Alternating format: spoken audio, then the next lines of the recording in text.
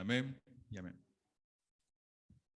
Las circunstancias de la vida o las condiciones de la vida siempre nos afectan a nosotros los seres humanos, ¿no? Si, si estás viviendo una situación, una circunstancia en tu vida y vos tenés prioridades antes que esas circunstancias, digamos, se van a modificar tus prioridades de acuerdo al tiempo que estés viviendo. Si vos por casualidad estabas, cuando eras soltero y no estabas casado, y tus prioridades eran, bueno, salir, caminar, disfrutar, o viajar, o ver películas, y conoces a una mujer que Dios te pone al frente tuyo y orás y Dios te dice que sí, y ya empezás a formar una familia, te casás, tu circunstancia de vida ya se ha cambiado tu circunstancia de vida, por lo tanto tus prioridades van a ser otras. Ya no va a ser viajar o pasarla bien, ahora tu prioridad va a ser tu familia y el cuidado de ella. Si está en una circunstancia económicas, ¿no? Falta una escasez económica en la casa, va a afectar tus prioridades, ya no vas a pensar comprarte un Smart TV de 85 pulgadas para ver el Mundial a fin de año, ¿no? Sino que vas a buscar otra solución porque tus prioridades son otras, ¿no? La prioridad va a ser alimentar a tu familia, por lo tanto vas a buscar un trabajo. Y para los cristianos es lo mismo, ¿no? Hablamos de anunciar a Jesús, Cristo es mi Señor, no me da temor de proclamar, y está bien. Pero lamentablemente en el mundo evangélico, los cristianos, cuando cambian sus condiciones de vida o cambian sus circunstancias de vida, afectan a sus prioridades y sus prioridades son otras. La iglesia tiene una misión acá en la tierra que es anunciar a Cristo, pero lamentablemente, como les decía, en la circunstancia de vida que atravesamos todos nosotros, nos llevan a cambiar esas prioridades. Sin embargo, aquellos cristianos que están convencidos, tienen una convicción tan fuerte, ellos tienen sus prioridades establecidas, pero independientemente de las circunstancias de vida o condiciones de vida que estén atravesando. Ya sea cuando están bien o cuando están mal, cuando hay abundancia, cuando hay escasez, cuando hay cárceles, cuando hay muerte. Estos cristianos que tienen convicciones fuertes en su fe a Cristo no van a cambiar sus prioridades por las circunstancias de vida. Y esto es lo que vamos a ver a través de esta vida de este hombre llamado Juan, que nos anima a nosotros, hermanos, a anunciar a Cristo a pesar de las circunstancias de vida que estemos atravesando. El cristiano puede anunciar a Cristo en varias circunstancias de su vida y en primer lugar, la primera circunstancia de vida puede ser cuando un cristiano está viviendo en un tiempo en libertad. Versículos del 1 al 5 nos muestran que Herodes el Grande, no era Herodes el Grande, perdón, era el hijo, ¿no?, de Herodes el Grande. Este Herodes había mandado a la prisión a este Juan porque había sido reprendido por él. Pero en el transcurso de ese tiempo, él escuchó, según el versículo 1, en aquel tiempo él escuchó acerca de Jesús. Y uno viene leyendo todos los eventos que suceden antes de esto, los milagros que hacía Jesús y el ministerio que estaba desarrollando porque Dios le había encomendado esto. Este gobernador había escuchado acerca de Jesús. Pero en su mente no estaba Jesús, estaba Juan. Juan, este bautizador, este hombre que vivía en el desierto, a la orilla del río Jordán, quien proclamaba arrepentimiento, decía las verdades como deben ser. Este Herodes estaba pensando conocer a Jesús, pero en su mente estaba el recuerdo de Juan. Aunque Juan nunca hizo milagros, porque lo que vemos y lo que encontramos en los evangelios, no hay ninguna evidencia de que Juan haya hecho algún milagro. Sí dijo algunas verdades, como por ejemplo, dijo la verdad sobre la necesidad de arrepentimiento, ¿no? El arrepentimiento es un cambio de actitud, un cambio de pensamiento con respecto al pecado, ¿no? Estábamos dándole la espalda a Dios y estábamos siguiendo el pecado. Y este Juan el Bautizador, él no hizo milagros, pero decía la verdad acerca de la necesidad que tiene el hombre de arrepentirse de sus pecados. Por ejemplo, en Mateo 3, ya que estamos en Mateo, en el capítulo 3, en el versículo 12, no solamente hablaba la verdad acerca de la necesidad de arrepentimiento, sino que también hablaba del pecado y sus consecuencias.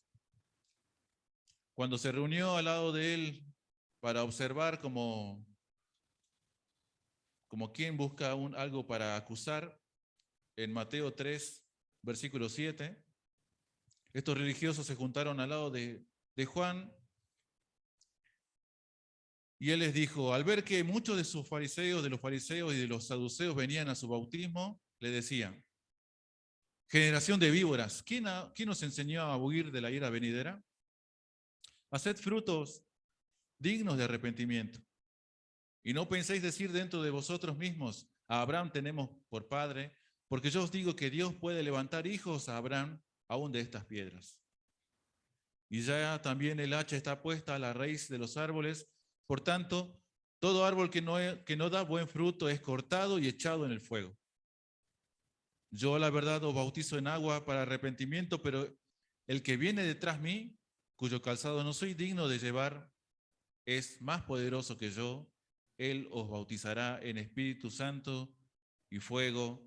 Su aventador está en su mano y limpiará su era y recogerá su trigo en el granero y quemará la paja en el fuego que nunca se apagará. Entonces Juan no hacía milagros, pero sí decía algunas verdades. Por ejemplo, la necesidad del hombre para arrepentirse, ¿no? Le decía, arrepiéntanse, ¿por qué? El reino de los cielos se ha acercado. Y marcaba los pecados de la gente diciéndole, dejen de hacer estos pecados, sino que lleven frutos dignos de arrepentimiento. En otro evangelio la gente le va a preguntar, ¿y cómo hacemos? Y le da instrucciones, ¿no? Ustedes que son publicanos no cobren de más, sean honestos. A ustedes los soldados también, no sean gravosos con el pueblo. A la gente común, sean misericordiosos. Si tienen 2 abrigos, dale uno al que no tiene, ¿no? Cosas prácticas. No solamente le marcaba la necesidad de arrepentimiento, no solamente le hablaba acerca del pecado y sus consecuencias, sino que también hablaba acerca del ministerio de Jesús. Acá en este capítulo que leímos recién, él anunciaba, viene tras de mí alguien mucho más grande que yo. Yo no soy digno ni siquiera tocar las borlas de sus zapatos, de sus sandalias, porque él es mucho más poderoso que yo. Yo bautizo con agua, pero él viene a bautizar con Espíritu Santo y con fuego. En el Evangelio de Juan lo va a identificar cuando cruce y pase por ahí, va a decir, he aquí el Cordero de Dios que quita el pecado del mundo. En Juan capítulo 1, en el verso 30 al 34, dice, yo no lo conocía, pero una voz del cielo me dijo, cuando venga el Espíritu Santo como paloma y se pose sobre esa persona, ese es. Y él dice, acompáñame un ratito en Juan capítulo 1, versos 30 y 34. Este es aquel de quien yo dije, después de mí viene un varón, el cual es antes de mí porque era primero que yo. Y yo no le conocía más para que fuese manifestado a Israel, por esto vine yo bautizando con agua. También dio Juan testimonio diciendo, vi al Espíritu que descendía del cielo como paloma y permaneció sobre él. Y yo no le conocía, pero el que me envió a bautizar con agua, aquel me dijo, sobre quien vea descender el Espíritu Santo y que permanece sobre él, ese es el que bautiza con el Espíritu Santo. Y yo le vi y he dado testimonio de que este es el Hijo de Dios. Juan no hizo milagros, pero dejó una marca registrada en la mente de Herodes, tanto así que cuando él escuchó de Jesús, le llevó a recordar el ministerio de Juan el Bautista, que fue mostrar a la gente la necesidad de arrepentimiento, mostrarles la consecuencia del pecado y lo que el hombre está podrido por pecados y por lo tanto no puede acercarse a Dios, pero también le da la solución. Aquí está el hombre que no cubre el pecado, sino que quita el pecado, esa mancha gravosa en el hombre que no puede quitársela por sí solo. Este es Jesús. Yo no le conocía, pero Dios me lo enseñó. Yo vine a preparar el camino para que ustedes puedan conocerlo. Versículo 34, yo le vi y he dado testimonio de que este es el Hijo de Dios. Entonces, si podemos aprender esto de la vida de Juan, que en la libertad, en el tiempo libre, sin cadenas, el cristiano puede anunciar a Cristo en esta circunstancia de vida. Él dice, yo le conocí, yo le vi, lo he conocido, sería en otra traducción, y he dado testimonio. Hermano, ¿usted ha conocido a Cristo? ¿Ha conocido a Cristo en su vida? ¿Tiene una relación personal con Él? Bueno, repita como Juan entonces. Yo le vi, yo le conocí, y yo doy testimonio de que este Jesús es ¿quién? Es el Hijo de Dios, aquel que quita el pecado del mundo. El cristiano evangélico puede anunciar a Cristo a través de la circunstancia de vida en la libertad. Hay muchas personas muy supersticiosas, ¿no? Este Herodes era un supersticioso. Y había otras personas también que en su superstición decían, no, este es Juan el Bautista que resucitó, no, este es Elías que vino, no, este debe ser alguno de otros de los profetas, de los grandes, ¿no? Jeremías, alguno de aquellos que volvió a vivir y ahora por eso, digamos, se está manifestando de esta manera. Supersticiones. Y en el mundo actual también hay muchos supersticiosos, ¿no? Estaba tomando un café y se me apareció una figura y es Jesús, la figura de Jesús, ¿no? O se fue al cerro allá, a los que cuidan ovejas allá al cerro, y había una piedra con una figura que cayó un rayo y, mira, tiene la imagen de, es la Virgen, ¿no? Y todos van y le adoran, le rinden culto. Supersticiones. Agarran el diario digital, ya no el papel, porque ya no existe esto casi, y dice, bueno, hoy es 24 de abril, ¿no? Capricornio, hoy vas a conocer al amor de tu vida. Supersticiones. Supersticiones acerca de Jesús también. Hay muchas personas llenas de supersticiones que necesitan saber quién es Jesús. Vayan afuera y pregúntenle, ¿usted sabe quién es Jesús? Y le van a dar diversas respuestas. Así como Herodes. Ellos necesitan tener una guía. Nosotros tenemos la oportunidad de llevar a estas personas a que tengan un encuentro personal con Jesús y darle a conocer a aquel verdadero Hijo de Dios que quita el pecado del mundo. Yo estaba investigando esto hace un tiempo había un informe de misiones, no sé si se acuerdan, y que las hermanas pasaban y decían, estos son los países donde los cristianos es más difícil llegar con el evangelio a estos países, ¿no? Y había una ventana que ustedes se recordarán, ¿no? Y hay un ranking de 50 países que son perseguidores de cristianos. Se destacan en este ranking de países, 50 países que no permiten que hayan cristianos evangélicos. Gracias a Dios, en ese ranking no está Argentina. Todavía no está Argentina, pero no sé qué deparará Dios en este tiempo o en el futuro. En este ranking de 50 países, los cristianos evangélicos son perseguidos por su fe, pero gracias a Dios, Argentina no se ubica en ninguno de estos 50 países. Por lo tanto, debemos aprovechar esta circunstancia de vida, de libertad, para ir y anunciar a Jesús, a ir y llevar a esas personas supersticiosas a un encuentro personal con Jesús, para que ellos conozcan quién es realmente Jesucristo, que ellos conozcan que necesitan arrepentimiento en sus vidas, que ellos conozcan las consecuencias del pecado y que ellos conozcan que hay un Salvador que está dispuesto a cambiar sus vidas como lo hizo con nosotros. Juan decía, yo no lo conocía, pero yo le vi, lo conocí, tuve un encuentro con él. Por lo tanto, he dado testimonio de que Jesucristo es el Hijo de Dios. Podemos, los cristianos, anunciar a Cristo en diversas circunstancias de vida, en la circunstancia de la libertad, pero también en la aflicción. Cuando volvemos a Mateo capítulo 14 y nos topamos con el versículo 3, este Juan el Bautista, por haber señalado con el dedo el pecado de este hombre con poder, tuvo su consecuencia. Versículo 3 del capítulo 14 en Mateos. Porque Herodes había prendido a Juan y le había encadenado y metido en la cárcel por causa de Herodías, mujer de Felipe, su hermano, ¿no? Este hombre, Herodes, se había casado con su cuñada. Aún estando su hermano con vida, él gobernaba otra área y le quitó a la esposa porque fue como un encuentro ahí de flechazo, podríamos decirlo, un flechazo morboso.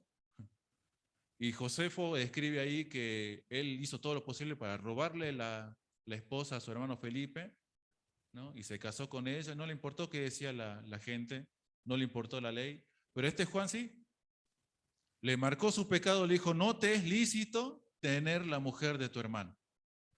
Y yo me preguntaba, ¿pero por qué se lo dice a Herodes si Herodes no era ni siquiera era israelita, ni siquiera era del pueblo de Dios? Era un extranjero que llegó al poder ahí por gracias al Imperio Romano. Pero le dijo, aunque no seas del pueblo de Dios, no seas israelita, pero estás viviendo en este lugar, ¿no? Donde que pertenece al pueblo de Dios, vos tenés que regirte bajo las leyes de Dios. Y la ley de Dios dice en Levítico que vos no podés sacarle a la esposa a tu hermano. Y Herodías, bueno, en la historia de Josefo dice que Herodías estaba profundamente enamorado de este Herodes. Tanto así que cuando vinieron en el futuro los conflictos con el Imperio Romano, a Herodes los llevaron a exilio a otro lugar desértico y su mujer tenía la opción de decir, bueno, voy con él o no, y él ya decidió, porque estaba tan enamorada de este Herodes que decidió ir al exilio con él, ¿no? Y murieron ahí, exiliados los dos. Pero aún así, con este amor que no es el amor de Dios, ella en su corazón tenía deseos de matar a este Juan porque le estaba acusando. Porque Juan le decía, versículo 4, no te es lícito tenerla. Y Herodes quería matarle porque era guiado por esa mujer para eliminar a este hombre de Dios y sacarlo del panorama para que no haya nadie que le acuse del pecado. Pero este Herodes no lo quiso hacer porque temía al pueblo, porque tenían a Juan por bautista. Los cristianos evangélicos podemos evangelizar, podemos anunciar a Cristo en la aflicción. Este Juan estuvo preso, encadenado, por el mismo hecho de no tolerar la hipocresía de estas personas, ¿no? De los religiosos y también de la parte de quienes gobernaban. Él les llamó generación de víboras y les dijo, ¿quién les enseñó a ustedes que van a escapar de la ira venidera? Él no toleraba la hipocresía de muchos. Él denunció el pecado. Este mismo pasaje se encuentra en el Evangelio de Marcos, en el capítulo 6. En el versículo 18 y 19 dice lo siguiente. Porque Juan decía a Herodes, no te es lícito tener la mujer de tu hermano. Pero Herodías le acechaba y deseaba matarle, mas no podía. No toleraba la hipocresía, él denunciaba el pecado y por el mismo hecho de guardar su testimonio personal, también sufrió aflicción. En el Evangelio de Marcos capítulo 6, en el verso 20, dice, porque Herodes temía a Juan, no le tenía miedo, sabiendo que era un varón. ¿Cómo era un varón? Un varón justo y santo, y por eso lo ponía a salvo y lo escuchaba de vez en cuando, ¿no? Escuchaba mientras Juan estaba en la cárcel, este Herodes les prestaba atención de vez en cuando. Pero cuando le hablaba de arrepentimiento, no, ya otro día te escucharé, ¿no? Igual que otro gobernante, ¿no? Llamado Antipas. ¿Arrepentimiento? Sí, sí, no, más tarde. Después te voy a escuchar. Él le tenía miedo a Juan, porque el pueblo lo reconocía, porque era un hombre justo y era un hombre santo. Por guardar su testimonio, por rechazar y no tolerar la hipocresía y por denunciar el pecado, este hombre sufrió aflicción, prisión en cadenas. Aunque en la prisión también tuvo dudas. Hay una parte de los evangelios en el capítulo 11 de Mateo donde dice él, escuchó de Jesús Juan y envió a 2 de sus discípulos para ver si era él realmente el Mesías o había que esperar a otros, ¿no? Y Jesús le respondió, mira, los ciegos ven, los cojos andan, ¿no? Soy yo. Y se le disipó la duda, ¿no? Es que los cristianos en la aflicción también tenemos dudas, hermanos. Si Dios es tan grande, si Dios es amor, ¿por qué permite que yo esté sufriendo esto? Y aún nos cuestionan a Dios si está bien, porque Habacuc, ¿no? ¿Se acuerdan una vez que hablamos de este profeta? Él le llevó un cuestionamiento a Dios: Dios, si realmente vos sos Dios, ¿por qué sucede esto en Israel, no? Y empieza y derrama su corazón delante de Dios y le cuestiona a Dios del por qué, del sufrimiento y la aflicción y la rebeldía. Y los cristianos muchas veces vamos a atravesar esa circunstancia de vida y aflicción. Aunque tuvo dudas, él esperó el cumplimiento de la promesa de Dios. Viendo otra vez las estadísticas y la información acerca de cristianos en persecución, se estima que por mes aproximadamente 214 iglesias o propiedades de cristianos son destruidas y un poco más de 5.400 evangélicos son detenidos por evangelizar. En ese país, esos países, ¿no? Son 50 países que no toleran cristianos.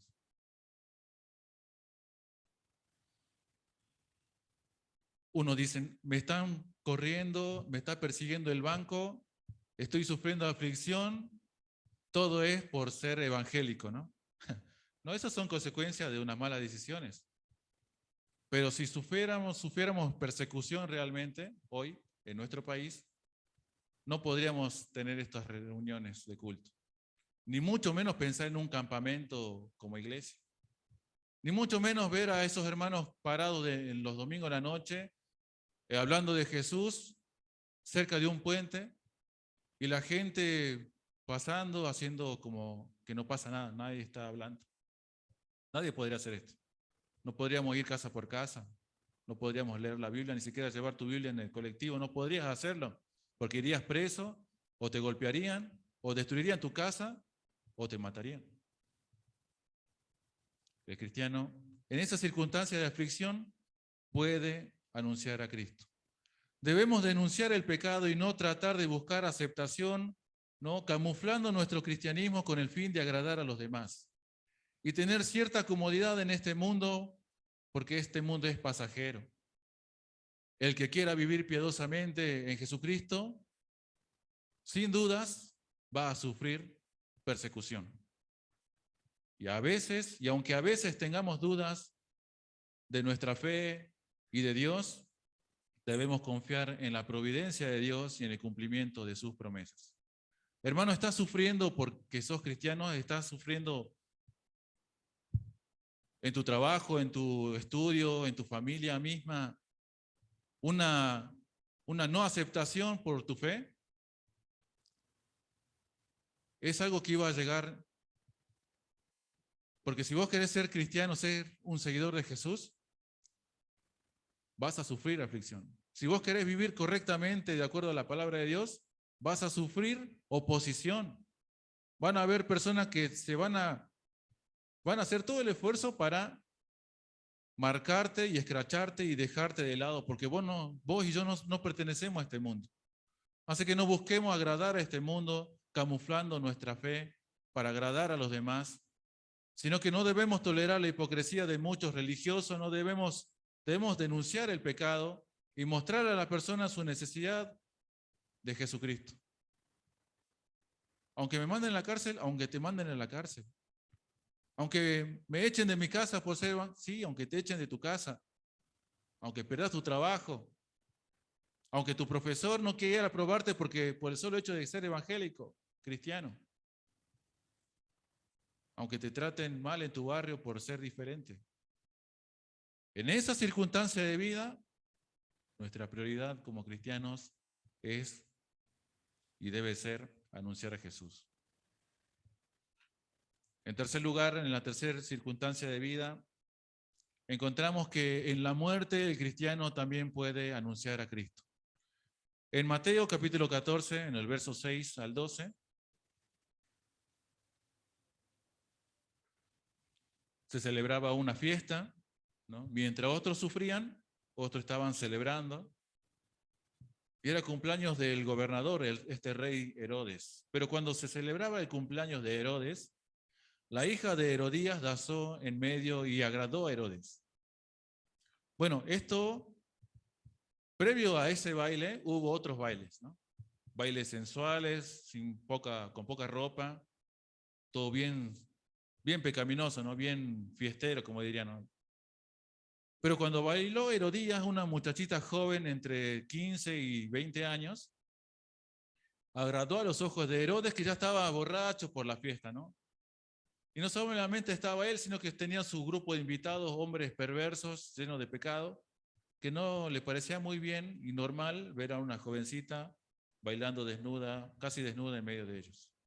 Y esto agradó, por lo cual este dijo, mira, por el baile, por el espectáculo que nos diste, pedime lo que quieras, que yo te lo doy. ¿Querés la mitad del reino? Yo te lo doy, ¿no?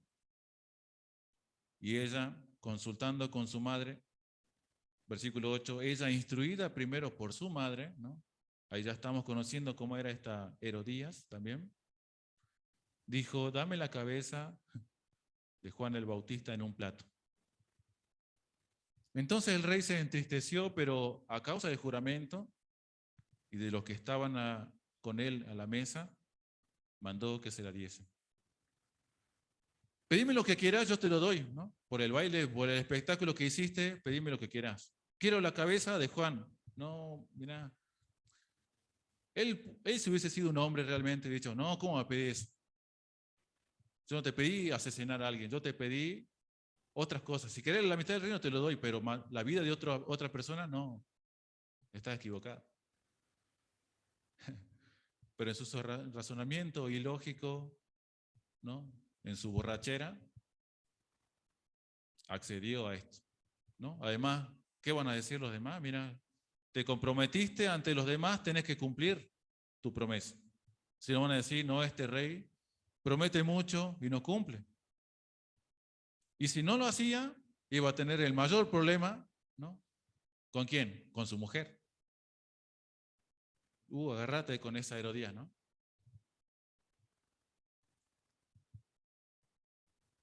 Mandó que se la diesen, versículo 10, y ordenó decapitar a Juan en la cárcel.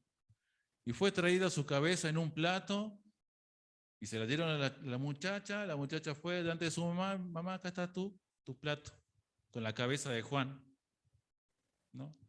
Cuando había sobras de comida, se ponía en un plato grande y se lo llevaba a los invitados y se los ponían a los invitados los platos con la sobra de comida para que se la lleven a la casa.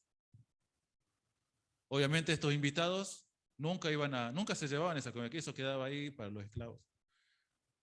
Y como lo trajeron a Juan en una bandeja, bueno, acá está la sobra de este hombre que nos acusaba, ahí está, mira. Llévatelo si querés. Ahí está, ese es tu trofeo, esa es tu recompensa. Fue traída su cabeza en un plato y dada a la muchacha, y ella la presentó a su madre. Por boca de Jesús, en Mateo 11, versículo 11 al 13, Jesús dice, ¿qué salieron a escuchar a ustedes en el desierto? ¿Qué salieron a ver? ¿Una caña que se mueve por el viento? ¿O fueron a ver a un profeta? Él realmente era un profeta, ¿no? Y el último de los profetas del Antiguo Testamento. El último y el más grande encima. De los profetas, él fue el mayor de todos. Pero en el reino de Dios, él el más pequeño. ¿Por qué? Porque no llegó, digamos, a ver con sus propios ojos el reino de Dios manifestado en Jesucristo en su plenitud. Pero nosotros sí. Este era un hombre grandioso, más grande que todos los profetas, el más importante de todos los profetas del Antiguo Testamento, reconocido por Jesús. Cumplió el propósito que Dios le había encomendado. ¿Cuál era la misión de este Juan el Bautizador? Preparar el camino de aquel que es más grande, de aquel Mesías prometido. Él tenía que preparar el camino, preparar los corazones de las personas para que reciban a este Salvador Jesús. Él cumplió con ese propósito. Sus discípulos, después que él murió decapitado, en el capítulo 14, verso 12, dice, entonces llegaron sus discípulos, los discípulos de Juan, y tomaron el cuerpo y lo enterraron.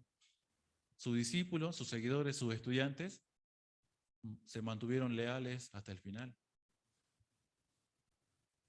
Sus discípulos recordaron sus palabras y acudieron a Jesús. Yo le invito un momento al Evangelio de Juan, en el capítulo 1, en los versos 35 hasta el 37.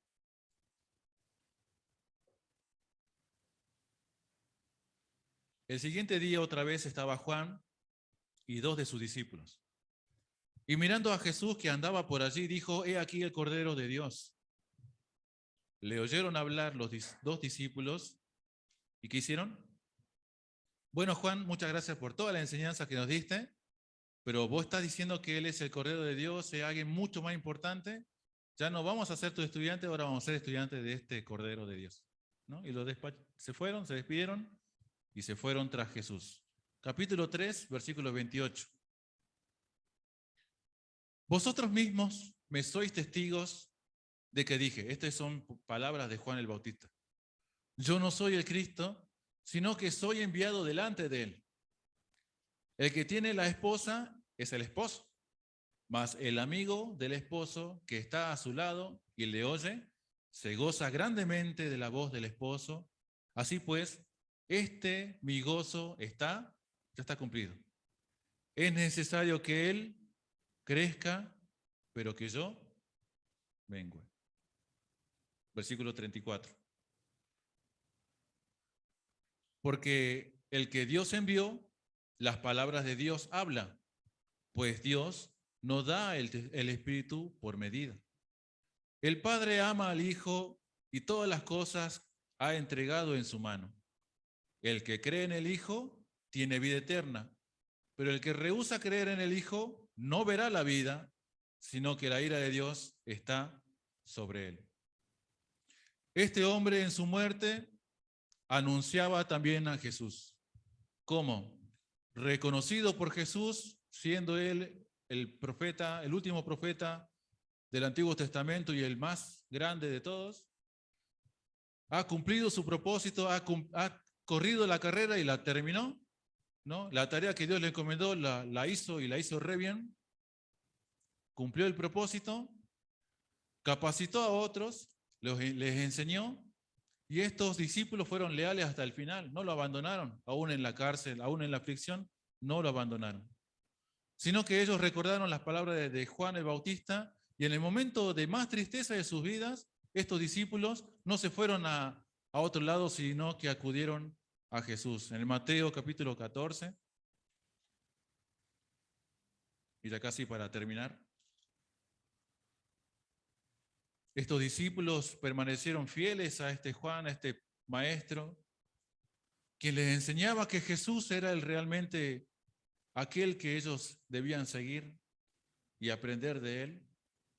En el momento más triste de sus vidas, cuando su profesor muere de una manera tan cruel y sangrienta, versículo 12, tomaron el cuerpo y lo enterraron, y no abandonaron la fe, sino que fueron y le dieron aviso, le dieron las nuevas a Jesús.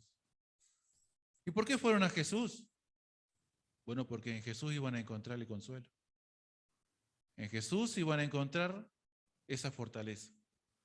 En Jesús iban a encontrar un cambio de vida, iba a cambiar su tristeza en alegría. Aproximadamente, hermanos, en los países extremistas, estos 50 países que están en el ranking, aproximadamente por mes, 322 cristianos son asesinados por negarse ellos mismos a renunciar su fe.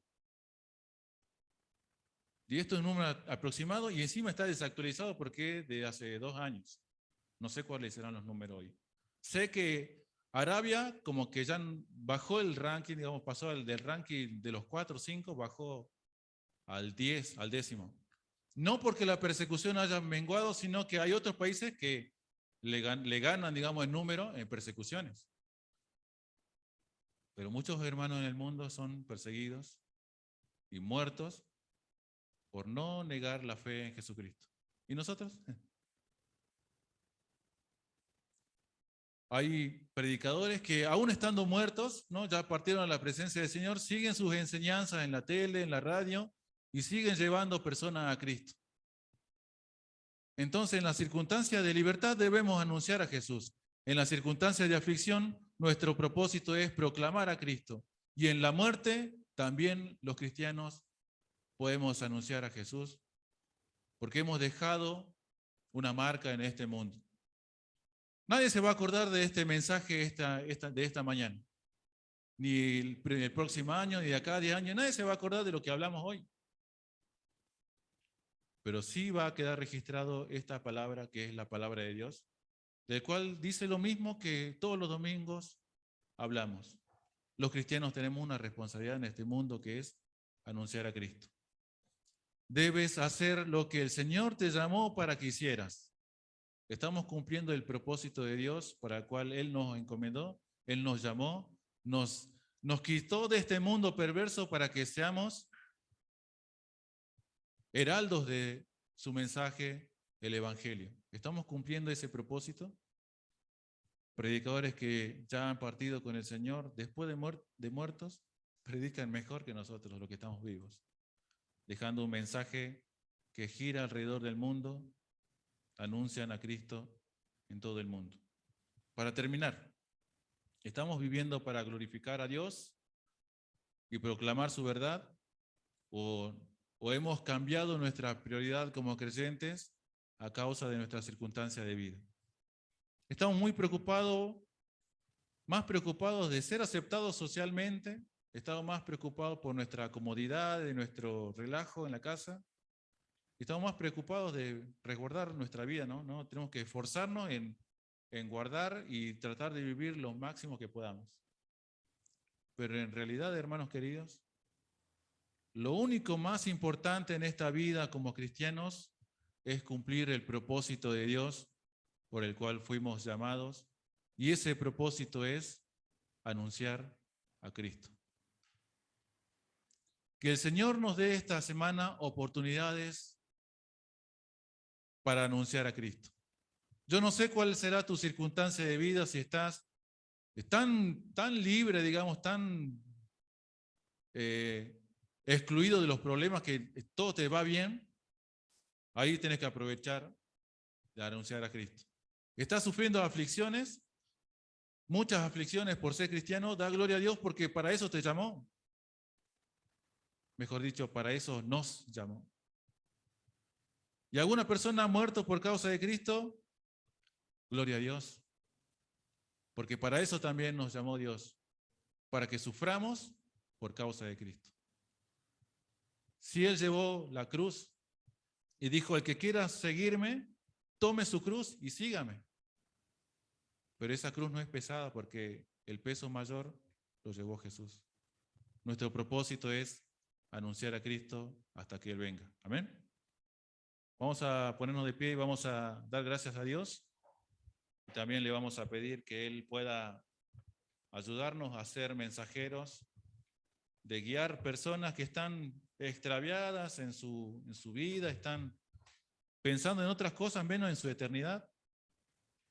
Y es nuestro deber, hermanos, de llevarlos a Jesús. Querido Dios, te damos gracias por tu palabra y por la vida de este hombre llamado Juan, que en su tiempo, Señor, no se cayó, sino que dijo las verdades. Las verdades que todo hombre necesita saber, que necesita arrepentimiento, que necesita tener un cambio de mente, que sus pecados lo van a llevar a la muerte eterna, y que aquel que tú enviaste, Señor Jesucristo, es el único que puede salvar al hombre de sus pecados. Te damos gracias porque nos has dado la oportunidad de vivir en este país que por ahora nos da la libertad de expresarnos, nos da la libertad de salir y anunciar este mensaje a muchas personas. No permita, Señor, que desaprovechemos esta oportunidad. Es un tiempo que nosotros debemos ser inteligentes y aprovecharlo al 100%. Tal vez más adelante no tengamos estos privilegios, pero hoy, Señor, queremos comprometernos delante de ti para que tú nos des la oportunidad de ser anunciadores de Cristo. Queremos ser proclamadores de tu verdad. Queremos denunciar el pecado y la hipocresía de muchos, porque sabemos que el pecado hace eso, ciega a las personas, no les hace entender su condición natural delante de Dios. Pero tú nos hiciste ver, Señor, la verdad por medio de Jesús, y nos diste la oportunidad de poder llevar este mensaje, el Evangelio, a las personas.